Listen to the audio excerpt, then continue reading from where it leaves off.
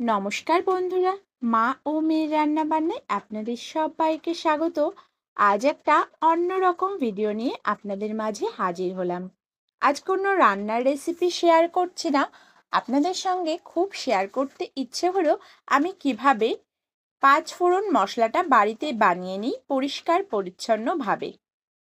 আমি কিন্তু সমস্ত মশলাগুলোকে এইভাবে ছাঁকনিতে করে সেকে জল দিয়ে ভালো করে ধুয়ে রোদ্রে দিয়ে দিয়েছি। রোদ্রে দেওয়ার পর সমস্ত মশলাগুলোকে মিলিয়ে নেব। আমি এখানে নিয়েছি সাদা জিরে, কালো জিরে, মৌরি, মেথি, রাঁধুনি। সমস্ত মশলাগুলো 100 গ্রাম করে নিয়েছি। মেথিটা নিয়েছি 50 গ্রাম। মশলার ভেতরে অনেক কিন্তু ছোট ছোট কাঁকর বা মাটির গুঁড়ি গুঁড়ি দানা থাকে, সেগুলো জল দিয়ে ধুলে গলেও যায় আর কাঁকরগুলোও কিন্তু পড়ে যায়।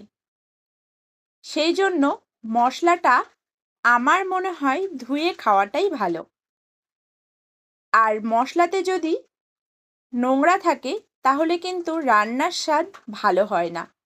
মশলাটা একবার ধুয়ে রোদ্রে শুকিয়ে রান্নাতে ব্যবহার করে দেখুন, রান্নার স্বাদ কিন্তু অনেকটা বেড়ে যাবে।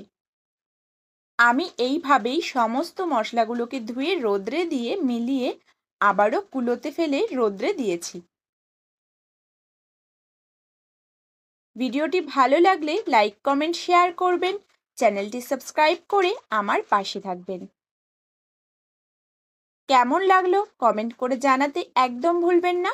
এবার আমি সমস্ত মশলাগুলোকে কৌটোতে ভরে সারা বছরের জন্য রেখে দেব।